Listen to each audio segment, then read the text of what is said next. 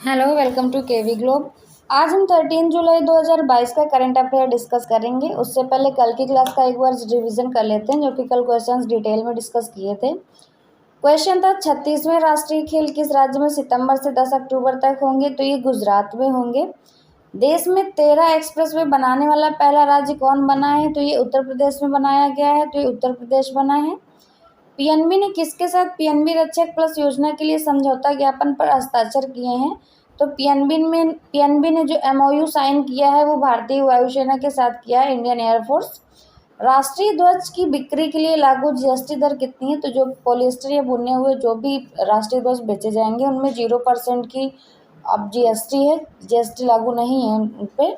Next, भारतीय नौसेना के स्ट्रेंथ फ्रिगेट आईएनएस सर्कस किस देश की नौसेना के साथ समुद्री साझेदारी अभ्यास में हिस्सा लिया है?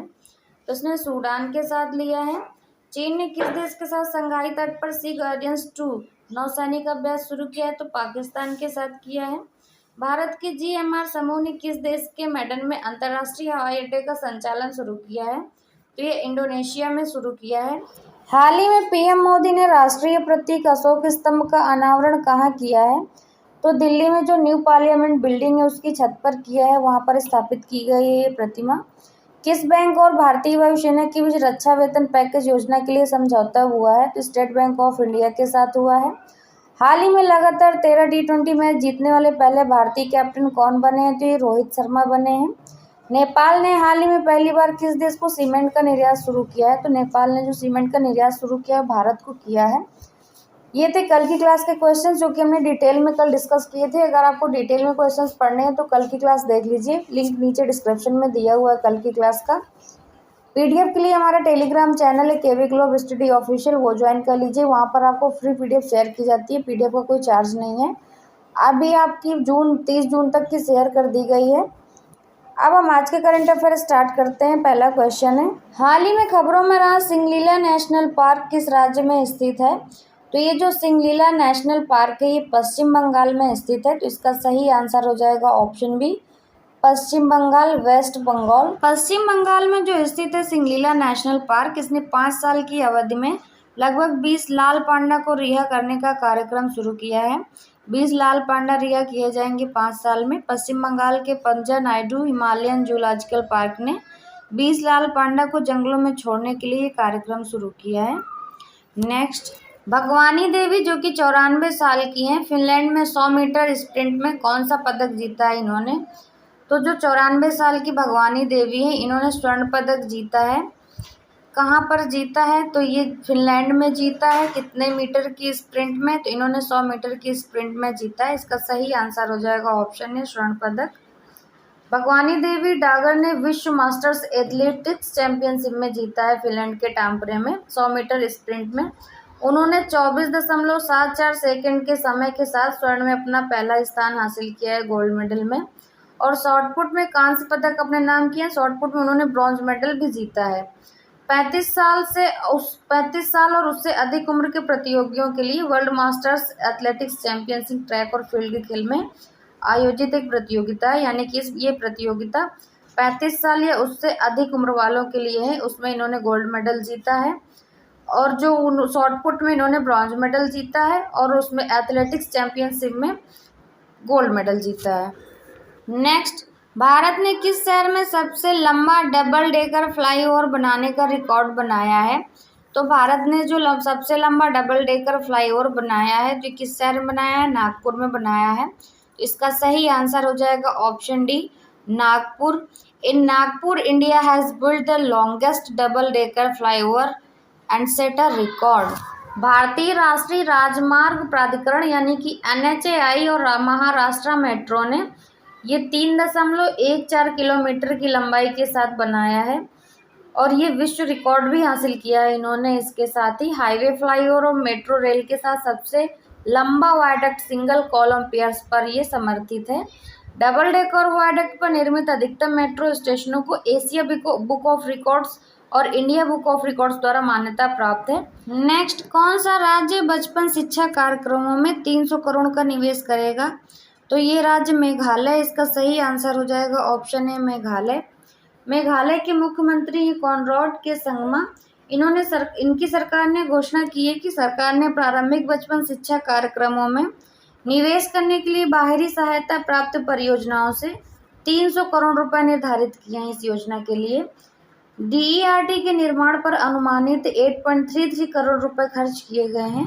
राज्य और प्रारंभिक बचपन शिक्षा कार्यक्रमों में निवेश करने के लिए एक रोड मैप लेकर भी आया है। नेक्स्ट, आईएसएसएफ विश्व कप दक्षिण कोरिया में किस भारतीय ने पहला स्वर्ण पदक जीता है? तो ये जो आईएसएसएफ विश्व कप है जो दक्षिण कोरिया में हुआ है, इसमें जिस भारतीय ने पहला गोल्ड मेडल जीता है वो है अर्जुन बबूता। अर्जुन बबूता ने निशानेबाजी खेल में जीता है गोल्ड मेडल। आईएसएसएफ जो विश्व कप है ये दक्षिण कोरिया के चांगवोंग में हो रहा है। वहाँ पर निशानेबाजी खेल महासंघ विश्व कप के चरण में निशानेबाजी में अपना पहला गोल्ड मेडल जीता है इन्होंने। स्वर्ण पदक के मुकाबले में अर्जुन ने टोक्यो ओलंपिक 2020 के रजत पदक विजेता लुकास कोंजेस्को को 17-9 से हराया है। इनसे इन्होंने जीता है गोल्ड मेडल। अर्जुन बबूता ने इससे पहले लुकास कोजेंस्की को 8 पुरुष रैंकिंग राउंड में भी मात दी थी। इजराइल के सरगेई रिएक्टर के साथ तीसरे और भारत के पार्थ मकीजा के स्कोर के साथ चौथे स्थान पर रहे हैं। क्वेश्चन है, भारत इंटरपोल के बाल यौन शोषण डेटाबेस में शामिल होने वाला देश किस स्थान पर है? तो इसका सही आंसर है ऑप्शन है 68। ये 68वें स्थान पर है भारत इंटरपोल के बाल यौन शोषण डेटाबेस में शामिल होने वाला। भारत इंटरपोल के आईसीएससी डेटाबेस में शामिल हो गया है, जो इसे ऑडियो विजुअल डेटा का उपयोग करके पीड़ितों, दुर्व्यवहार करने वालों और अपराध के दृश्यों के बीच संबंध बनाने की अनुमति देगा। सीबीआई जो इंटरपोल मामलों के लिए भारत की नोडल एजेंसी है, डेटाबेस में शामिल हो गई है, जिससे भारत इससे जुड़ने वाला 68वां देश बन गया है।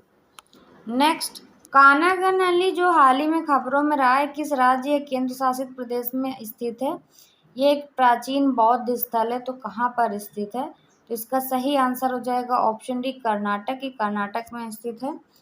कर्नाटक में कहाँ पर स्थित है? तो कर्नाटक राज्य के कलबुर्गी जिले में भीमा नदी के तट पर एक प्राचीन बौद्ध स्थल है, वही है बौद्ध स्थल। ये सन्नति स्थल का एक भाग है। भारतीय पुरातत्व सर्वेक्षण ने अब इस बौद्ध स्थल पर संरक्षण कार्य शुरू कर दिया है। जो भारतीय पुरातत्व सर्वेक्षण विभाग है, यानी कि उसने इस बौद्ध स्थल पर अब संरक्षण का काम शुरू कर दिया। अब उनके अंडर ये स्थान रहेगा। क्वेश्चन है, रूर्बन मिशन की डेल्टा रैंकिंग में भारत का कौन सा राज्य पहले स्थान पर है? तो जो भारत का राज्य पहले स्थान पर है वो झारखंड है रूर्बन मिशन की डेल्टा रैंकिंग में। तो इसका सही आंसर हो जाएगा option D Jharkhand. Jharkhand Shyama Prasad Mukherjee rurban mission की जून महीने की डेल्टा रैंकिंग में 76.19 के समग्र स्कोर के साथ शीर्ष पर रहा है, यानी कि टॉप पर रहा है। राज्य मिशन की समग्र रैंकिंग में 8वें स्थान पर पहुंच गया है। डेल्टा रैंकिंग में राज्य के स्कोर में पिछले महीने की तुलना में 1.93 अंक की वृद्धि हुई है, जो 34 स्टेट्स हैं और केंद्र शासित प्रदेशों में सबसे अधिक वृद्धि है ये जो झारखंड की हुई है, इसलिए ये टॉप पर रहा है। नेक्स्ट, भारत में किसने गिजोन शतरंज मास्टर्स जीता है? तो भारत में जिसने गिजोन शतरंज मास्टर्स जीता है वो जीएमडी गुकेश है। इसका सही आंसर हो जाएगा option A GMD Gukesh. Bharat के डी गुकेश ने 9 राउंड में से 8 अंकों के साथ गिजोन शतरंज मास्टर्स जीता है। ब्राजील के जीएम अलेक्जेंडर फिर 6.5 अंकों के साथ दूसरे स्थान पर रहे हैं, और जो स्पेन की अंतर्राष्ट्रीय मास्टर पेड्रो एंटोनियो गाइंस ये 6 अंक के साथ तीसरे स्थान पर रहे हैं। इस जीत के साथ गुकेश ने अपनी FIDE रेटिंग 2693 कर ली है। अगर वो 2700 की एलो रेटिंग को पार कर जाते हैं तो विश्वनाथन आनंद, जो कि पहले शतरंज मास्टर थे भारत के, कृष्णन शशिकरण, पी हरिकृष्णा, विदित गुजराती और बी अधिबान के बाद गुकेश ऐसा करने वाले 6ठे भारतीय बन सकते हैं। वर्ल्ड पॉपुलेशन प्रॉस्पेक्टस 2022 रिपोर्ट के अनुसार भारत के किस वर्ष में दुनिया के सबसे अधिक आबादी वाले देश के रूप में चीन से आगे निकलने का अनुमान है? यानी कि चीन सबसे ज़्यादा आबादी वाला देश माना जाता है, उससे भी ज़्यादा निकल जाएगा भारत। तो ये किस साल तक निकलने की उम्मीद है? तो 2023 तक है। तो इसका सही आंसर हो जाएगा ऑप्शन ए 2023। संयुक्त राष्ट्र ने विश्व जनसंख्या दिवस के अवसर पर आधिकारिक जनसंख्या अनुमानों के 27वें संस्करण को वर्ल्ड पॉपुलेशन प्रॉस्पेक्टर 2022 से जारी किया है। इसके अनुसार भारत के जो 2023 में दुनिया के सबसे अधिक आबादी वाले देश के रूप में चीन से भी आगे निकलने का अनुमान है। वैश्विक जनसंख्या के 15 नवंबर 2022 तक 8 बिलियन तक पहुंचने का अनुमान है। तो ये क्वेश्चन आपको ध्यान रखना है कि चीन से आगे जनसंख्या निकल सकती है भारत की कब तक, 2023 तक। सबसे ज़्यादा जनसंख्या इस समय कहाँ की है, तो चीन की है। उसके बाद अब भारत की भी उससे ज़्यादा हो सकती है, अनुमान लगाया जा रहा है सब। अब हम कल का क्वेश्चन देख लेते हैं जो कि आप लोगों से पूछा गया था। क्वेश्चन था, किस कंपनी ने स्टार्टअप इंडिया स्कूल पहल लॉन्च की है। तो ये जो कंपनी है ये गूगल है। इसका सही आंसर हो जाएगा ऑप्शन है गूगल।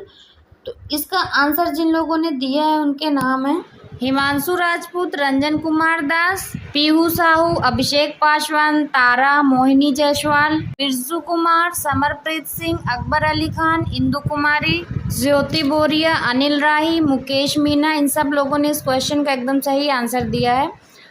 अब आज का क्वेश्चन देख लेते हैं जिसका आंसर देना है आप लोग को। क्वेश्चन है, महाराष्ट्र के HNLC विश्वविद्यालय द्वारा मानद डॉक्टर ऑफ लिटरेचर से किसे सम्मानित किया गया है। तो इसके 4 ऑप्शंस दिए हुए हैं। इसका सही आंसर आप लोग कमेंट बॉक्स में कमेंट करके बता दीजिएगा। और वीडियो अच्छा लगा है तो वीडियो को लाइक शेयर जरूर करिए। चैनल पर अगर पहली बार आए तो चैनल को सब्सक्राइब करके बेल आइकन जरूर दबा दीजिएगा, जिससे आगे आने वाले वीडियोस मिलते रहेंगे आपको। And thanks for watching.